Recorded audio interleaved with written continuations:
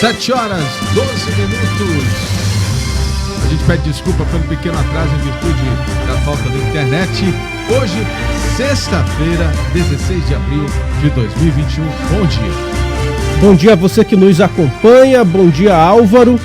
Por 8-3, Supremo rejeita recurso que buscava reverter a anulação das condenações de Lula. Governo Wilson Lima assina decreto que amplia a margem de empréstimo destinado para servidores. E mais, Wilson Lima anuncia auxílio para cerca de 13 mil profissionais do turismo, cultura e esportes. Caixa antecipa saque em dinheiro da primeira parcela do auxílio emergencial. E ainda, delegado Leandro Almada confirma convite para ser novo diretor da Polícia Federal no Amazonas. Na coluna O Poder, vamos discutir sobre os representantes do Amazonas indicados para integrar a CPI da Covid. Omar Aziz é citado mais de 200 vezes em investigação sobre a saúde do Amazonas, diz a CNN. E ainda, Amazonas irá receber mais de 182 mil doses de vacinas contra a Covid nesta semana. Este é o seu Jornal da Cidade, o seu Jornal das 7.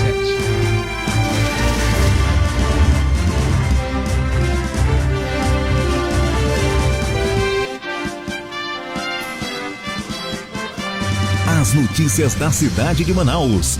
Polícia, emprego, comunidade, as últimas informações do Brasil e do mundo. Começa agora. Jornal da Cidade. Muito bem, agora vamos conferir as manchetes dos principais jornais do país. A gente começa com o Estadão, que é o estado de São Paulo, que traz na sua principal manchete: STF anula a condenação da Lava Jato e torna Lula elegível. Corte manteve decisão de Edson Fachin. Manteve decisão de Edson Fachin. Suspeição do então juiz Sérgio Moro será analisada na próxima semana. Chefe da Polícia Federal no Amazonas é trocado após denunciar ministro.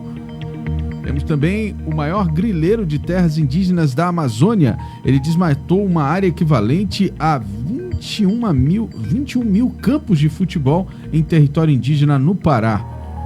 Bolsonaro perde verba, Biden quer ação na Amazônia. Às vésperas da cúpula do clima organizado pelos Estados Unidos, Jair Bolsonaro enviou a carta a Joe Biden para dizer que está comprometido com a preservação ambiental. Médicos adeptos do kit Covid têm apoio de fábrica. Limite a viagens faz crescer venda de imóveis de luxo. Estas foram as manchetes do Estado de São Paulo de hoje. Agora vamos conferir os destaques do jornal Folha de São Paulo, que traz aqui na manchete principal: STF mantém decisão de Fachin e deixa Lula apto para a eleição. Corte anula condenações, devolve direitos políticos a ex-presidente e confirma cenário para 2022. Também PF trocará chefe no AM que pediu investigação de Salles. O diretor-geral da Polícia Federal, Paulo Maiorino, trocará o chefe do órgão no Amazonas, Alexandre Saraiva. A mudança, revelada pela Folha, ocorre em meio a um atrito entre Saraiva e Ricardo Salles, do Meio Ambiente, por causa da maior apreensão de madeira do país. Outro destaque, aqui na capa do jornal Folha de São Paulo, é: desigualdade e Bolsonaro pioram Covid, dizem estudos. Estudo publicado afirma que a propagação de casos e mortes por Covid no Brasil foi primordialmente afetada pela combinação das vulnerabilidades socioeconômicas e da resposta errática do governo. Álvaro. Vamos então agora ao estado de Minas, que traz na sua manchete principal menos restrições. Zema decide flexibilizar atividades na maior parte do estado. Palavra final é de cada prefeito.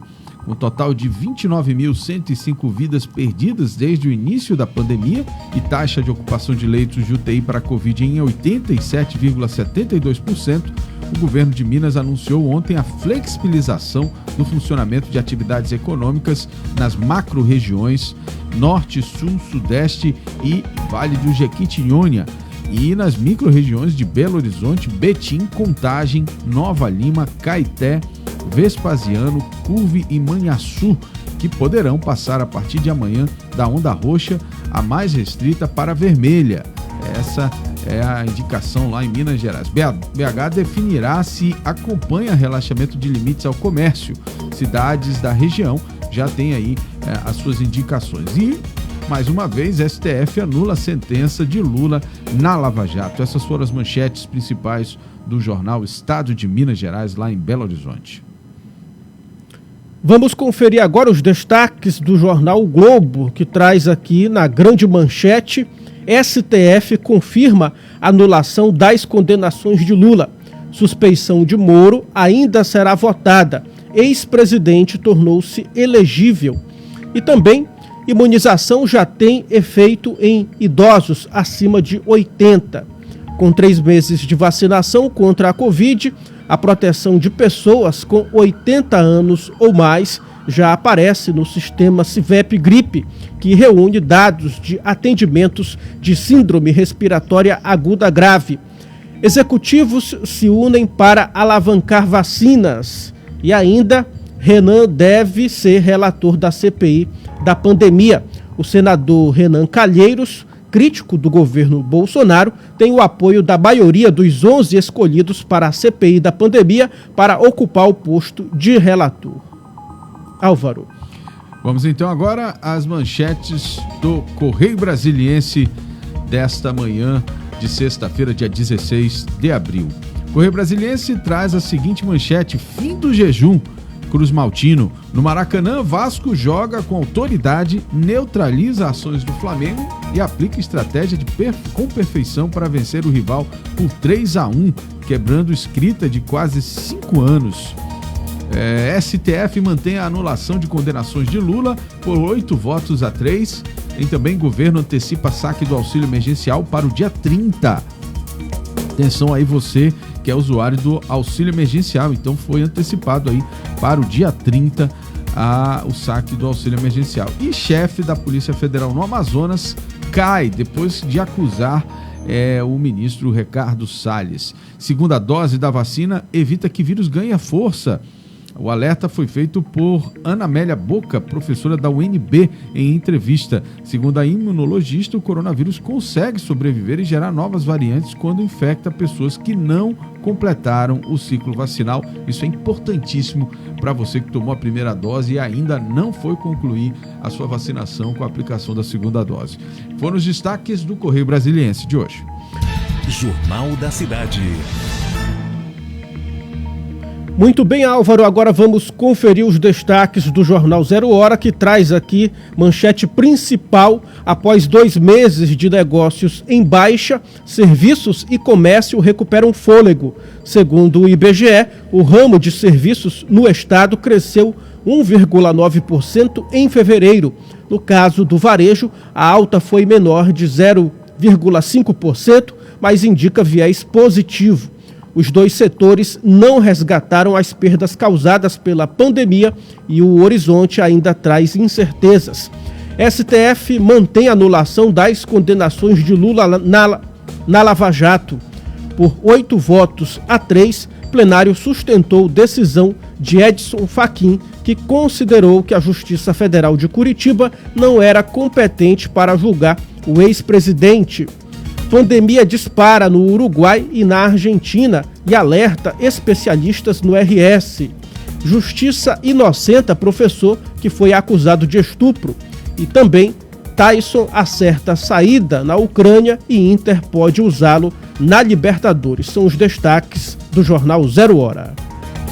A gente vai concluindo aqui as manchetes dos principais jornais do dia com o jornal A Crítica, aqui do estado do Amazonas, que traz em sua manchete principal: Superintendência do Amazonas A ação contra Salles derruba chefe da PF, delegado que denunciou o ministro por atrapalhar operações contra o desmatamento é tirado da chefia. Amazônia, plano federal é alvo de críticas. Organizações ambientais afirmam que meta de desmatamento é inexpressiva e que faltou diálogo na elaboração do plano. Carta a Biden, e foi nesse contexto que o presidente Bolsonaro enviou uma carta ao presidente dos Estados Unidos, Joe Biden, prometendo zerar o desmatamento ilegal na Amazônia até 2030. E também aqui, frota será renovada em 80%, é o que a sociedade inteira deseja, né? Que a prefeitura entregue muitos ônibus. Ontem foram entregues 42 ônibus coletivos convencionais e o prefeito Davi Almeida projeta renovar 80% da frota até o fim de 2024. O governo vai criar auxílio para o turismo. A gente vai falar daqui a pouco sobre isso também. E salário não terá aumento real em 2022. A gente está falando aqui do salário mínimo. E tem uma última notícia, é que o ministro Cássio negou a ação do senador Cajuru, pedindo a abertura do processo de impeachment contra o outro ministro do STF, Alexandre de Moraes. A gente vai falar sobre isso também hoje aqui no nossa coluna O Poder. Essas foram as manchetes dos principais jornais do país. Jornal da Cidade.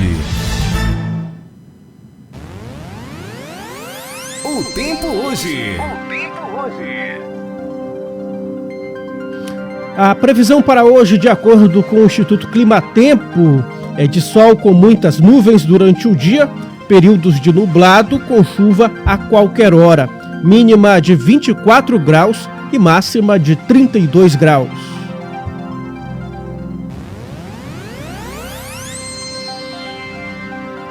Jornal da Cidade. Muito bem, Covid-19, o país registrou 3.774 mortes pela Covid-19 nas últimas 24 horas e totalizou nesta quinta-feira 365.954 óbitos desde o início da pandemia. Com isso, a média móvel de mortes no Brasil nos últimos 7 dias chegou a 2.952. Em comparação à média de 14 dias atrás, a variação foi de menos 2%, indicando tendência de estabilidade nos óbitos decorrentes da doença. 6 estados continuam com alta das mortes, entre eles estão o Rio de Janeiro, Maranhão e Espírito Santo. 16 estados apresentam estabilidade no quadro de mortes diárias. O Amazonas confirmou mais 18 mortes por Covid nesta quinta-feira, sendo 5 ocorridas nas últimas 24 horas. Com isso, o total de vidas perdidas para a doença chegou a 12.337. O número de casos confirmados de Covid chegou a 361.128, com o registro de 893 novos casos dessa quinta. Os dados constam no boletim epidemiológico da Fundação de Vigilância em Saúde. De acordo com o boletim da FVS, mais de 54% dos casos de Covid estão no interior do estado. O Amazonas ainda se encontra na fase laranja, que corresponde à classificação de risco moderado para a transmissão da Covid-19. Jornal da Cidade. Vamos continuar falando sobre a pandemia do novo coronavírus. Balanço da vacinação contra a doença dessa quarta-feira aponta que 34.018.665 já receberam as 2 doses da vacina contra a doença. O número representa 12,02% da população brasileira que já tomou a vacina contra o novo coronavírus. Aqui no estado do Amazonas, mais de 705 mil pessoas foram vacinadas contra a Covid-19 até essa quarta-feira. O número de imunizados representa cerca de 12,38% da população do estado. Vale lembrar que a campanha começou no dia 18 de janeiro deste ano. O Amazonas irá receber mais de 182 mil doses de vacina contra a Covid-19 já nos próximos dias. O montante faz parte da 13ª etapa de envios do Ministério da Saúde, que começará a enviar a partir de hoje aos estados um total de 6,3 milhões de doses. Entre as doses que serão enviadas ao Amazonas estão 153.250 doses da vacina AstraZeneca, produzida em parceria com a Fiocruz, sendo mais de 33 mil doses destinadas à primeira aplicação da imunização e as outras 100 mil doses que serão guardadas para aplicar a segunda dose da vacina. Trânsito. Muito bem, vamos agora, são 7 horas e 27 minutos. Vamos agora com Edila Chaves, que vai trazer para a gente as informações do trânsito. Edila, bom dia. Bom dia a todos que acompanham, essa inovação do imediato. Bom, a nossa equipe já está na Zona Leste de Manaus, então, saindo da Zona Oeste para a Zona Leste, o trajeto foi mais ou menos, ou seja, tem sim ainda uma questão de congestionamento, mas nada tão demorado assim, em torno de 3 a 4 minutos, que acabam parando ali na Avenida de Djalma Batista, na Avenida Max Teixeira também, isso devido àquela questão de alguns motoristas, acabam parando um pouquinho para algo, ou até mesmo no trajeto param para poder deixar os caroneiros, alguns colegas de trabalho, e isso acaba dificultando o trânsito. Agora, a nossa equipe, no trajeto, percebeu que o único problema seria esse, nada de acidente, graças a Deus, não temos informação de acidente. Como sempre, nossa referência ali, a bola do Coroado. Mesmo tendo agente de trânsito, ali acaba tendo uma complicação também, um congestionamento, onde os agentes de trânsito, para tentar viabilizar o fluxo, tem que estar monitorando alguns motoristas ali para poder que o trânsito flua, seguindo logicamente sentido Japim. Essas são as informações que nós temos do trânsito neste exato momento. Obrigado, Edila. São 7 horas e 29 minutos em Manaus. Trânsito.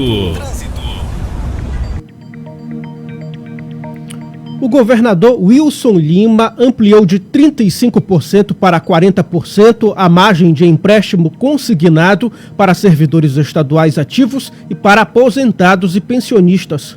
O decreto de alteração com essa alteração foi assinado e deve ser publicado hoje. Para quem não sabe, o crédito consignado é aquele concedido com desconto automático em folha de pagamento. A modalidade tem juros menores quando comparado a outras linhas de crédito disponíveis às pessoas físicas. Antes de contrair o crédito, é importante pesquisar e comparar com outras modalidades. A medida era uma reivindicação dos servidores. Antes da alteração, a soma mensal das consignações facultativas a cada servidor não podia ultrapassar 35% da soma dos vencimentos, sendo 30% para empréstimos consignados e 5% para operações de cartão de crédito. O novo decreto estadual está em consonância com a lei federal de março deste ano, que acrescentou 5% ao percentual máximo para a contratação de operações de crédito, com desconto automático em folha de pagamento. Outra medida que também foi anunciada pelo governo Wilson Lima foi um auxílio emergencial para 13 mil profissionais das áreas de turismo, cultura e esporte por meio de projetos de lei. O governador informou que os projetos devem ser analisados o quanto antes pelo Legislativo. O projeto de lei atende uma demanda dos setores atingidos pela pandemia de Covid-19. Na quarta-feira, cerca de 20 manifestantes foram recebidos pelo presidente da Amazonas Tour após um protesto das categorias em frente à Assembleia Legislativa do Estado do Amazonas. Jornal da Cidade. Uma outra notícia boa, olha só, a Caixa Econômica Federal anunciou nesta quinta-feira a antecipação do calendário de saques em dinheiro da primeira parcela do Auxílio Emergencial 2021. Segundo o presidente do banco, Pedro Guimarães, a intenção era adiantar a modalidade de saque em dinheiro em 2 semanas. A antecipação, no entanto, será menor que essa para a maioria dos beneficiários. A Caixa antecipou ainda em um dia os pagamentos da primeira parcela de quem faz aniversário em novembro e dezembro. Os grupos receberão o crédito em conta nos dias 28 e 29 de abril, respectivamente. Antes, eles receberiam em 29 e 30 de abril. A mudança não afetou o restante das datas já anunciadas para o crédito das parcelas em conta corrente, nem para os saques dos pagamentos que serão creditados em junho e setembro.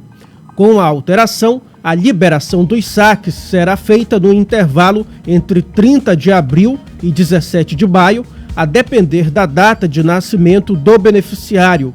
No calendário anterior, esse intervalo ia de 4 de maio a 4 de junho. Jornal da Cidade.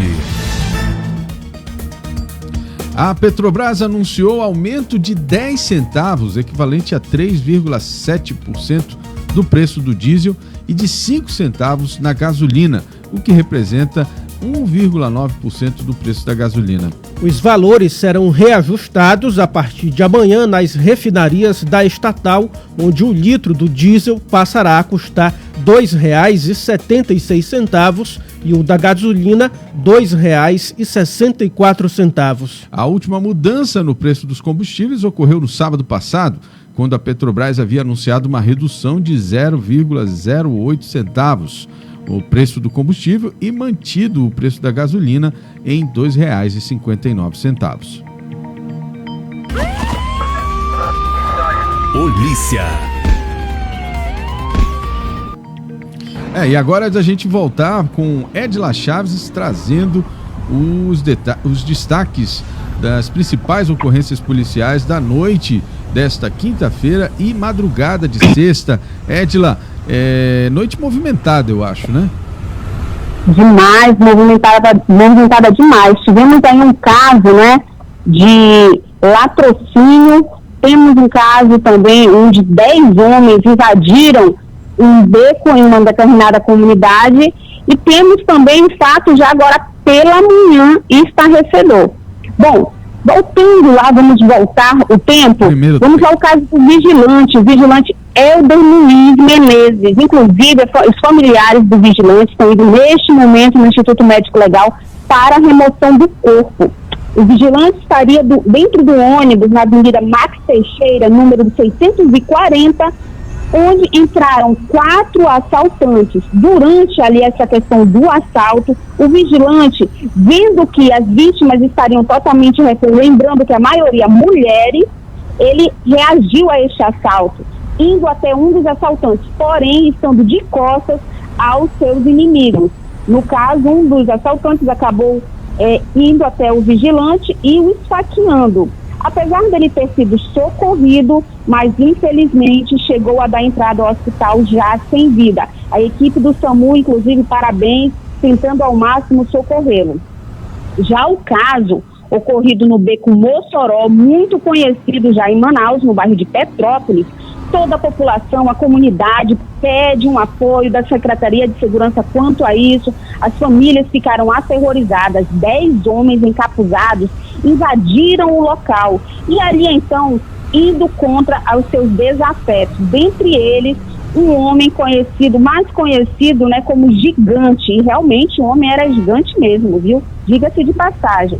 Este homem, o Calton Correia Santana, acabou sendo assassinado, e também um segundo, onde a nossa equipe está buscando nomes a respeito desta outra vítima. Mas as informações que tem é que possivelmente hajam mais feridos, porém os familiares não levaram até o hospital, viu? Foram 10 homens invadindo o beco Mossoró. E já durante esta manhã, a nossa equipe acabou de sair do local no Jorge Teixeira, mais precisamente na comunidade Coliseu, no bairro Jorge Teixeira, na rua Poseidon. Um homem aparentemente entre 35 a 40 anos, cor parda, estaria apenas de cueca, uma cueca nova, viu? A cueca dele era nova, na cor azul, ao meio da rua. Este homem estaria de bruços. Agora é que vem o terror, agora é que vem a atenção, pois nas costas deste homem teria um bilhete, e no bilhete, sabe o que teria ali? Morri porque sou Jack. Para quem não sabe, gente, quem não acompanha aí a questão policial, Jack, gente, é o famoso Jack estripador, né? Só que não seria um estripador, seria estuprador. As informações que nós obtivemos no local é que este homem seria morador apenas há 5 meses da localidade, ele estava de tornozeleira eletrônica e, detalhe, morava ele e sua companheira. A casa, a equipe da 30ª ficou, ao chegar ao local, tentando buscar informações precisas como o nome correto deste homem, nada foi encontrado, inclusive a informação de alguns seria que a esposa, a companheira deste homem teria fugido do local. Quero chamar a atenção a todos, viu, que esses bilhetes que são deixados em cima destes corpos, eles valem como prova para o crime e a polícia, obviamente, pega isso aí como referência. Ou seja, Jack estripador seria, na verdade, Jack estuprador. Ele estaria de tornozeleira eletrônica até o presente momento não identificado. E atenção, homens, presta atenção, viu? As mulheres também, né? Mas os homens, veja aí a questão dessas partes íntimas, sabe? Essas vestimentas das partes íntimas. A cueca dele era novinha, viu?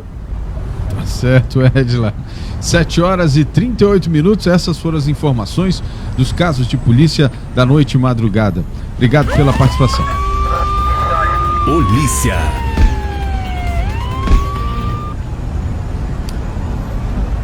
Álvaro, a esposa do coronel Menezes, contadora Edilene Menezes, apresentou na manhã desta quinta-feira sinais de melhora, que apesar da situação grave, deixa a equipe médica que está acompanhando-a mais otimista. Ela foi internada na última quarta-feira na unidade de tratamento intensiva do Hospital Samel.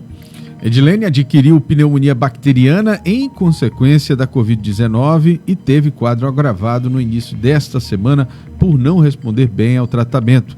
Por outro lado, Menezes, que também testou positivo para a doença, passa bem e segue acompanhando o estado clínico da esposa. Mudando de assunto, vamos falar agora sobre decisões em Brasília. O Supremo Tribunal Federal decidiu, nesta quinta-feira, rejeitar o recurso da Procuradoria-Geral da República, que buscava reverter a anulação das condenações do ex-presidente Luiz Inácio Lula da Silva, impostas pela Justiça Federal do Paraná no âmbito da Operação Lava Jato. Os 8 ministros, Fachin, Alexandre Moraes, Rosa Weber, Dias Toffoli, Gilmar Mendes, Ricardo Lewandowski, Carmen Lúcia e Luiz Roberto Barroso, votaram pela rejeição do recurso. Os ministros que votaram na aceitação do recurso foram Nunes Marques, Marco Aurélio Melo e Luiz Fux. Rejeitado o recurso, as anulações das condenações serão mantidas e Lula permanecerá elegível. Para a defesa do ex-presidente, o resultado do julgamento restabelece a segurança jurídica e a credibilidade do sistema da justiça. O julgamento terá continuidade no próximo dia 22, com a apreciação da suspeição do ex-juiz Sérgio Moro, cuja atuação ao condenar o ex-presidente foi considerada parcial pela segunda turma do STF. Edson Fachin é o relator dos recursos apresentados pela PGR e pela defesa de Lula sobre a decisão individual dele próprio, que anulou as condenações. A PGR recorreu a fim de reverter a decisão. A defesa de Lula quer evitar que a decisão de Fachin leve à extinção de outros processos relacionados ao caso, entre os quais o que resultou na declaração de parcialidade do ex-juiz Sérgio Moro ao julgar processo de Lula. Poder.com, com Bruno Mazieri. E aí, Bruno, bom dia. Seja bem-vindo. Bom dia, Álvaro. Bom dia, Thiago. Bom dia que você. Bom dia, Bruno. Vamos falar um pouco de sexta-feira. Vou pedir só para aumentar um pouquinho o áudio do Bruno aqui, que eu acho que está baixo. Bruno, falando um pouco antes da gente entrar aqui nas nossas pautas locais, essa decisão aí de manter o Lula elegível muda politicamente, é uma confirmação dessa polarização que deverá acontecer em 22, né? É uma confirmação dessa polarização que você falou e também já é o início da corrida eleitoral de 2022, apesar de que o ex-presidente Lula sempre dizia nos seus discursos mais recentes que não está preocupado com as eleições, que não quer saber muito disso, que está preocupado em salvar vidas. Mas a gente sabe que todo mundo está de olho nas eleições do ano que vem. Então, essa decisão vem só reafirmar aí que provavelmente no próximo ano o Lula será candidato. Inclusive, já saiu pesquisa mostrando que ele está com 52% das intenções de votos. Agora, esse é o caso, é a questão política, né? A gente está botando de volta no jogo a principal liderança, o principal nome, né, da oposição, do PT, da atual oposição, na eleição de 2022. Agora, do ponto de vista jurídico, o que a gente consegue observar aqui é que as pessoas precisam compreender que essa anulação, ela na verdade, ela traz outras consequências. A primeira delas é que o processo vai ter que voltar todo para o início. Não é que o Lula não vá responder a processo, né? O que a corte entendeu é que de vários processos que tem contra o Lula, salvo engano 3 deles, o sítio do Atibaia, o apartamento triplex e mais o do Instituto Lula, esses 3 processos, eles entendem que eles não têm relação com o processo principal da Lava Jato, que é o do desvio da Petrobras. E aí alguns ministros votaram nesse sentido, dizendo que não havia, digamos assim, materialidade que comprovasse essa relação direta, né? Inclusive provas de pagamentos e etc. E por conta disso, né, eles entendem que estes processos eles não devem tramitar sob aquela regra de dependência processual, né? Então, assim, não teria motivos pelos quais esses processos tivessem que tramitar lá em Curitiba.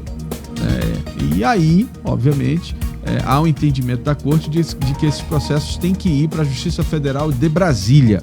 Só que o ministro Alexandre de Moraes entende que, como esses processos, todos eles se tratam de empresas, de ações que aconteceram em São Paulo, ele defende que esses processos tramitem na Justiça Federal lá em São Paulo. Ou seja, a gente está falando aqui de uma questão meramente técnica, judicial.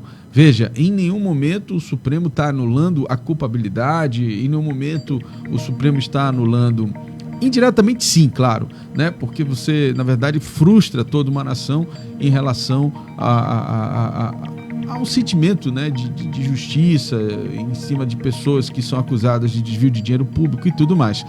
Mas a verdade é que esse processo eles voltam à fase inicial. O que, no meu entendimento, fica prejudicado é porque, por exemplo, né, isso tem que ficar dito também, que as provas produzidas para o processo que tramitou lá estão todas anuladas, né? Quer dizer, volta para a fase policial, volta para a fase investigatória, para que sejam refeitas as investigações. E aí eu não sei como é que vão produzir provas diferentes das provas que já foram usadas no processo que tramitou e que resultou na condenação do Lula. E é exatamente essa complicação que, no meu entendimento, então, resulta dessa decisão do STF agora. Ou então, né, Álvaro, rever essas provas e saber se elas são verdadeiras ou não, né? Porque aí eu acho que aí é que está tudo, o X da questão. O Lula alega que as provas que foram produzidas contra ele não tem nada demais. Enfim, por exemplo, na questão do triplex, ele afirma que não há assinatura no contrato. E aí, mesmo assim, o ex-juiz Sérgio Moro acreditava que ele tinha comprado o triplex. Então, assim, eu acho que volta para essa parte da investigação para não ter vícios. Acredito eu que seja isso, mas aí somente o tempo e os próximos meses é que vão poder afirmar se eu estou certo ou se eu estou errado. Não, na verdade, assim, aí a gente, como eu estou falando, volta para a fase de investigação, né? Então, tudo aquilo que foi produzido não tem mais validade jurídica, né? Assim, ainda que sejam verdades ou mentiras, etc., isso zerou, volta para a investigação.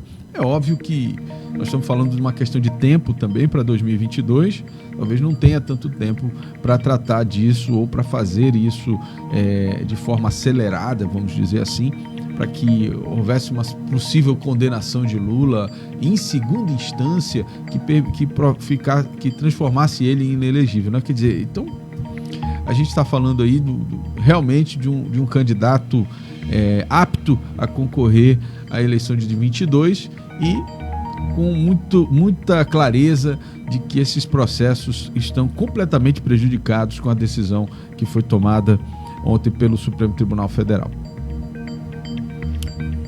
Muito bem, o senador Omar Aziz, indicado para integrar a Comissão Parlamentar de Inquérito da Covid, é citado mais de 200 vezes em investigação de desvio de recursos para a área da saúde quando ele foi governador do Amazonas. A CNN Brasil noticiou que em um relatório da Polícia Federal de 2019, o nome do senador Omar Aziz é citado mais de 200 vezes nos autos da Operação Vertex. Não foi isso, Bruno? Vertente aí da Maus Caminhos. Tem mais informações pra gente sobre esse assunto? Eu acho que o Bruno, tá nos ouvindo? Opa, tô ouvindo agora, perdão. Ficou mudo um pouquinho. Mas então, como eu estava falando, houve uma notícia ontem na CNN que causou aí um certo desconforto por parte do senador, que é indicado para participar da CPI da Covid. E aí o Caio Junqueira, que é um jornalista da CNN, fez um levantamento da participação, do nome, na verdade, do Omar na Vertex. E aí que o senador está envolvido nesse processo de investigação de desvio de verba da saúde de mais de 260 milhões de reais. O que causa esse espanto todo é porque justamente ele vai fazer parte de uma comissão que vai investigar prováveis desvios de verba também da saúde, como acontece na investigação em Manaus. Ontem, o senador emitiu uma nota dizendo que, apesar de ser citado no relatório da Operação Vertex, ele esclarece para a sociedade que não foi produzida prova alguma ou nem mesmo apresentado indício da sua ligação com qualquer atividade delituosa, como ele chamou a questão aí da Vertex. A forma como foi apresentado o relatório, de acordo com ele, é uma narrativa ficcional e que mostra por si só a fragilidade desse documento, pois não aponta nenhum fato concreto e provado envolvendo ele com atos ilícitos. Teria que, então, rever as imagens e os trechos de conversas do Mohamed, nos quais o senador é citado, né, diretamente. Então, enfim, essa é uma outra questão. Mas vamos para a parte política desse caso, que eu acho que é o que é mais interessante da gente comentar aqui. Veja, Bruno, eu entendo que uma comissão, uma CPI, ela tem que ter, antes de mais nada, um pouco de... Não seria independência, mas um pouco de menos vícios políticos, né? Porque é difícil de você também, falar, né, de uma CPI sem vícios, né? Credibilidade, né? Credibilidade. Vamos lá, falar de credibilidade. Você não pode colocar 2 senadores do Amazonas no topo de uma CPI que vai investigar casos de envolvimentos ou possíveis desvios de dinheiro público no estado em que eles representam, porque eles são envolvidos diretamente no processo político daqui. Então, assim, é que nem um juiz suspeito para julgar um caso. Como é que você vai botar Eduardo Braga para ser presidente ou relator de uma CPI na qual ele vai investigar gastos públicos dos seus concorrentes na próxima eleição? É óbvio que isso já começa com vícios, né? Já começa prejudicado. Da mesma forma que o senador Omar Aziz, não só pela questão do envolvimento, das denúncias que envolvem seu nome na Maus Caminhos, que é um grande escândalo, talvez não nacional ainda, mas um escândalo aqui no estado do Amazonas, não tem a pureza para estar envolvido nessa questão, pelo menos no topo da CPI. Eu acho que eles têm que estar lá, porque o Amazonas é alvo dessa CPI, né? Está claramente explícito lá no pedido, né? Que é apurar a falta de oxigênio no estado do Amazonas. É óbvio que o Amazonas é citado diretamente, nada mais justo do que você ter representantes do Amazonas nessa CPI. Mas a gente tem que ter muito cuidado, e aí ontem os nomes foram confirmados, eles estarão realmente no corpo da CPI. A gente só precisa entender qual o papel que eles farão, porque relatoria e presidência, você está praticamente dando armas para que dois interessados diretos, né, num processo eleitoral que se avizinha, usem isso de forma política. Ou alguém tem dúvida de que ambos vão usar isso de forma política? Porque eu não tenho. Seria ingenuidade da sociedade, né? A gente tem um terceiro senador, né, Álvaro, que podia talvez participar dessa CPI, que é um senador que não foi envolvido com nada de verba pública nos últimos anos, não participou do governo diretamente Omar Aziz, não participou do governo diretamente Eduardo Braga, e que podia ser um dos membros da corte para falar do Estado. Sim, é o Plínio Valério, né? Plínio Valério. Olha só, o Plínio ele tem uma posição um pouco diferente dos dois, né? Ele entende que a CPI era necessária, mas que não sob a interferência do STF, então ele condena essa ação do STF em exigir que o Senado implantasse a CPI, né? E eu, do ponto de vista político, concordo. Do ponto de vista técnico, o STF tem o direito de fazer isso, já fez isso outras vezes, né?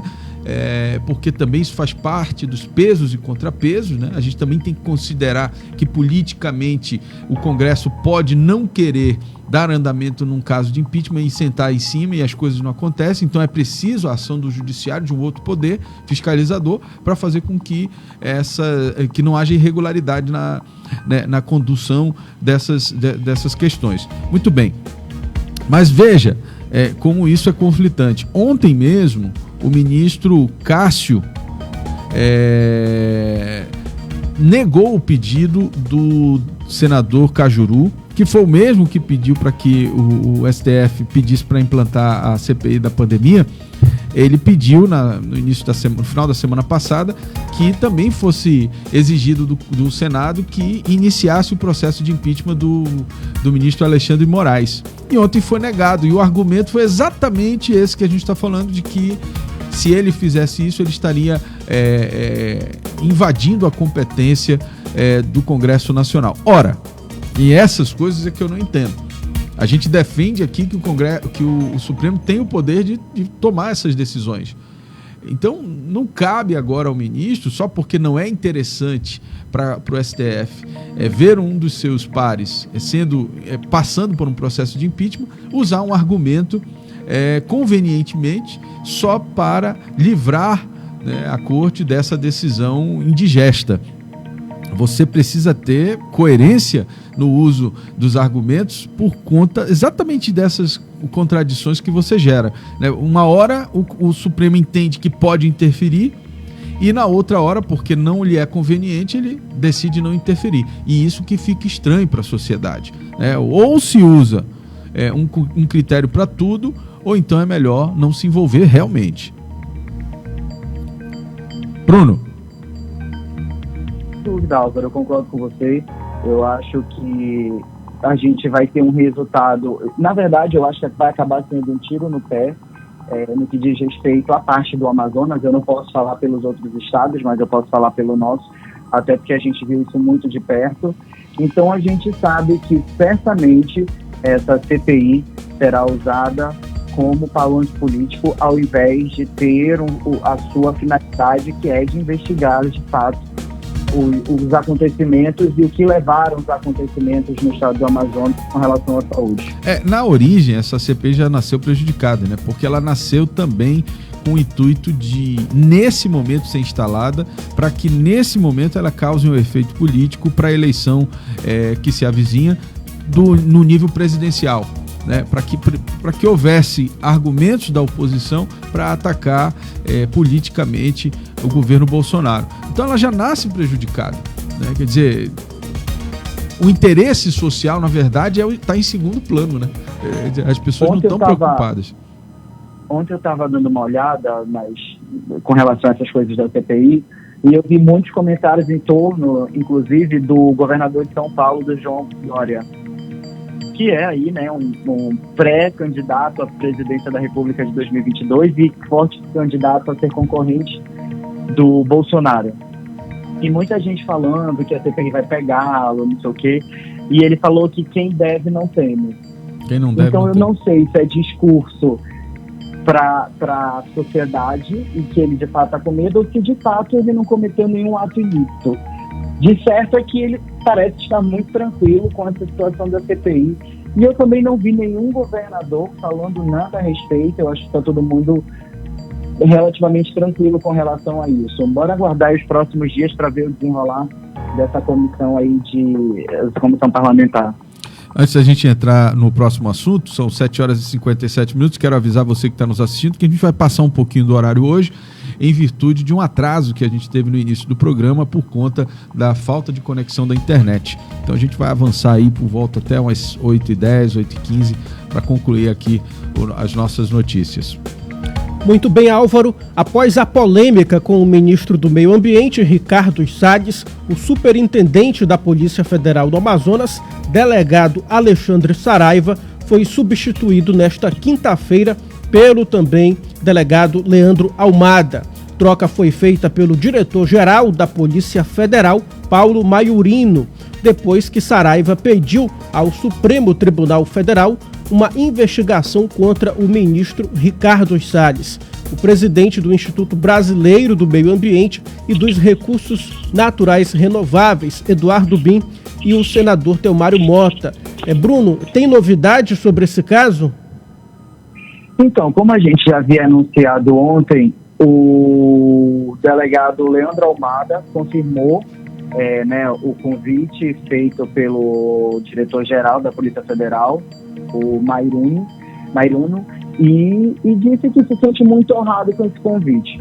O que pegou muito mal nessa mudança toda é que ela foi logo em seguida, depois desse pedido de apuração feito pelo Alexandre Saraiva, contra o Ricardo Salles, que é ministro do Meio Ambiente. Isso já dá um parecer aí de que houve uma interferência do executivo dentro dessa modificação. O que se tem que perguntar agora é o que se leva essa mudança do Alexandre Saraiva, que estava há tantos anos à frente da Polícia Federal do Amazonas, desenvolvendo um belíssimo trabalho. Inclusive, a gente viu que, sob seu comando, houve inclusive a Operação Vertex, que a gente falou ainda há pouco. Enfim, mostrou aí que o Alexandre Saraiva era uma pessoa muito competente e muito importante à frente da Polícia Federal. Não estou dizendo que o que vai vir agora não tem competência nem nada disso, mas deve se procurar saber o porquê que houve essa mudança na Polícia Federal no estado do Amazonas. E eu queria exatamente ressaltar esse ponto, Bruno, porque o doutor Leandro também é um policial extremamente competente, envolvido nas questões aqui da Amazônia, está há muitos anos aqui também. Ele já foi, ele sempre esteve na cúpula da Polícia Federal aqui e, na verdade, é merecedor, né, de ser alçado pela primeira vez aí como o 01, como o policial gosta de chamar, né, o 01 da Polícia Federal aqui no estado do Amazonas. Então, a gente só lamenta que essa mudança tenha sido feita nesse contexto político, né, por conta exatamente dessas dúvidas que ficam pairando na nossa cabeça, dos motivos que levam o político, né, o governo a fazer essas trocas em virtude de investigações. É aquilo que o próprio Dória falou, né, quem não deve não teme. Então, justamente. E assim, o presidente precisa tomar muito cuidado, porque desde aquela ligação que ele teve com o Cajuru, que começa a levantar um pouco a orelha das pessoas em relação à sua conduta quando ele tem que ser investigado. O presidente sempre demonstra uma preocupação muito grande de que essas investigações serão, digamos assim, manipuladas em seu desfavor, né? Só que quem não deve não teme, né? Então, assim, é preciso que se entenda também que a gente não pode cercear o direito dos órgãos fiscalizadores, dos órgãos de controle, de exercerem as suas funções. Então, é possível que haja um direcionamento das investigações, é óbvio que há possibilidade disso, e é preciso que, óbvio, a defesa, né, das pessoas investigadas estejam atentas, não há dúvida disso. Agora, você não pode cercear e você não pode, o principal, usar da força do seu cargo para, digamos assim, neutralizar qualquer possibilidade porque isso aí já beira ao autoritarismo, né? A gente vive numa democracia, então a gente precisa, ainda que isso fira um pouco os nossos interesses, nossa condição enquanto pessoa, no caso dele, enquanto político, como representante maior da nossa nação, ele precisa entender que essas investigações, elas em nada devem afetá-lo pessoalmente, tendo em vista que ele é uma pessoa que coloca para a sociedade, que faz um governo sem problemas. Então... E agora, Álvaro, sabe o que é interessante a respeito disso também? É que se a gente fizer uma retrospectiva bem rapidinha, a gente lembra que o Sérgio Moro saiu do cargo de ministro da Justiça justamente por conta disso, por conta do problema na Polícia Federal. Exatamente. Na mudança que o presidente Bolsonaro queria fazer na administração da Polícia Federal, que não era aceita pelo Sérgio Moro, e agora a gente vê novamente a Polícia Federal sendo foco, o alvo, recebendo o holofote de uma crise institucional por conta de um ministro do presidente Jair Bolsonaro. O que eu quero dizer é exatamente isso. O presidente não pode ficar usando da sua força para neutralizar possíveis investigações que envolvam membros do seu governo. Isso não é democrático. Da mesma forma que todos os outros governos têm que ser investigados pelos órgãos de controle, o próprio Ministério Público, por exemplo, ele não está vinculado a nenhum poder exatamente por conta disso, né, Bruno? Porque ele tem que ter independência de investigação, independência de atuação. E, da mesma forma, a Polícia Federal e as polícias, né, elas precisam ter uma certa independência para conduzirem as suas questões. Né? Senão, para que elas vão existir, né? Então, a gente só lamenta isso, sabe? A gente precisa fazer com que não só esse governo, mas todos os políticos, eles entendam que as polícias, o Ministério Público, a própria imprensa, né, precisa ter o seu controle, tem os seus excessos, etc., mas o trabalho da imprensa também precisa ser respeitado. São 8h03, Bruno. Obrigado. Obrigado, Álvaro. Obrigado, Thiago. E até semana que vem, Deus quiser. Se Deus quiser. Até lá. Opoder.com com Bruno Mazieri. Vamos falar agora de economia. Saiba agora os valores dos produtos da cesta básica aqui na capital, de acordo com o site Busca Preços da Cefaz. O óleo de 900 ml está custando a partir de R$ 7,00. O maior preço apresentado no site Busca Preço é de R$ 11,50. Vamos falar também de uma super oferta do supermercado Mauazinho. De acordo com o site Buscar Preço, a cartela está custando nesse local R$ 7,80. O maior valor da cartela de ovo chega até passar de R$ 15,00. Então, essa é uma boa oportunidade para economizar na hora de comprar. A gente destaca sobre essa oferta do ovo é que uma cartela vem com 12 unidades. Uma unidade do produto custa 50 centavos. Essas dicas de valores de produtos você pode encontrar no site buscapreço.cefaz. O Cine Amazonas oferta 56 vagas de emprego em várias áreas de atuação nesta sexta-feira. Atenção, você que está procurando uma oportunidade. Os candidatos interessados nas vagas devem enviar o currículo para o e-mail cinemanaus.empregos2021@gmail.com. cinemanaus.empregos2021@gmail.com. No currículo devem constar os seguintes dados: número de telefone, informações do tempo de experiência, caso não seja o primeiro emprego. Entre as vagas ofertadas estão para jovem aprendiz administrativo, mecânico, pedreiro, entre outros, que podem ser conferidas em detalhes no site imediatoonline.com. Vamos lá, então, mais uma vez, o currículo que você está preparando aí tem que ser enviado para o e-mail. Anote aí, cinemanaus.empregos2021@gmail.com.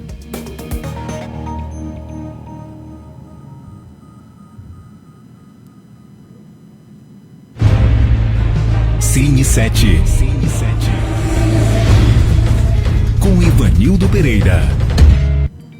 Bom, e hoje é sexta-feira, Tiago, é o dia da gente falar um pouco sobre as estreias nos canais de streaming, o pessoal que curte Netflix, Amazon Prime, Globoplay, enfim, são vários aplicativos, né, que oferecem para todo mundo que está nos assistindo nesse momento dicas, né, de bons produtos, bons vídeos, boas séries, né, para curtir o final de semana, tendo em vista que a gente ainda continua naquela fase de pandemia que não vale muito a pena ficar circulando por aí. Ivanildo Pereira já está na linha?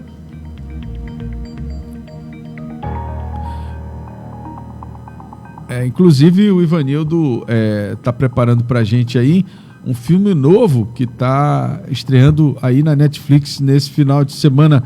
Ivanildo! Oi, Ivanildo, bom dia! Olá, Álvaro, tudo bem? Bom dia. Diga lá, qual é a estreia aí desse final de semana para o pessoal que está em casa? Bem, eu separei 2 dicas aqui para o pessoal, né? Tem a estreia da Netflix, a comédia Amor e Monstros, né? Que é uma divertida mistura, né, de filme de apocalipse com comédia romântica. Amor e Monstros, eu vi a propaganda.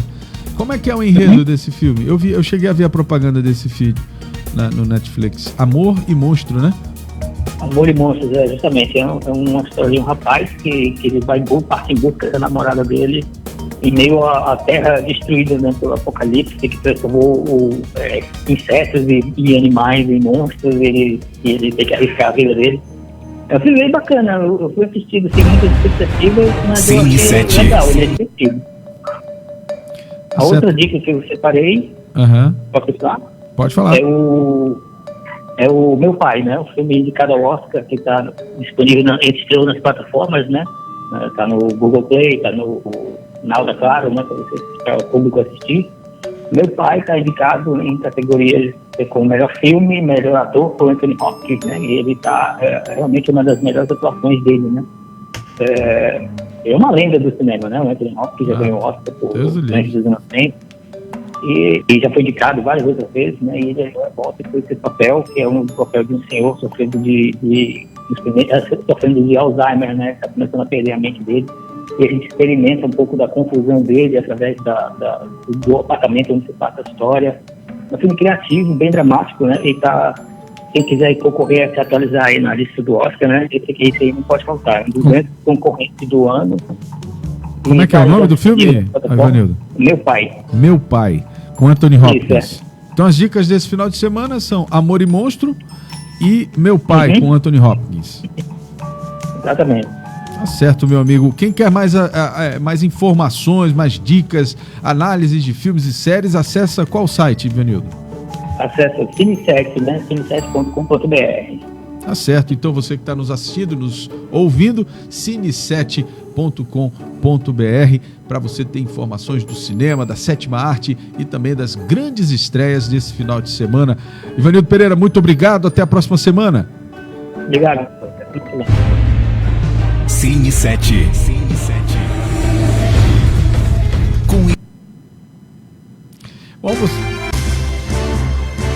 Muito bem, você acabou de ouvir o Jornal da Cidade, o seu noticiário das 7 da manhã, de segunda a sexta, aqui no site Imediato. Esta edição teve a apresentação de Álvaro Corado e Tiago Gonçalves. Operação de áudio de John Andreu, produção e edição de Jonathan Souza, apoio técnico de Marcos Mendonça e Pablo Medeiros. Todo este conteúdo é produzido pela equipe da Rede Norte Digital. Obrigado pela sua audiência. Um ótimo dia, um excelente final de semana para você e sua família. E a gente estará de volta aqui na segunda-feira, bem cedinho, às 7 horas em ponto, aguardando você. Até lá. Até lá. Jornal da Cidade.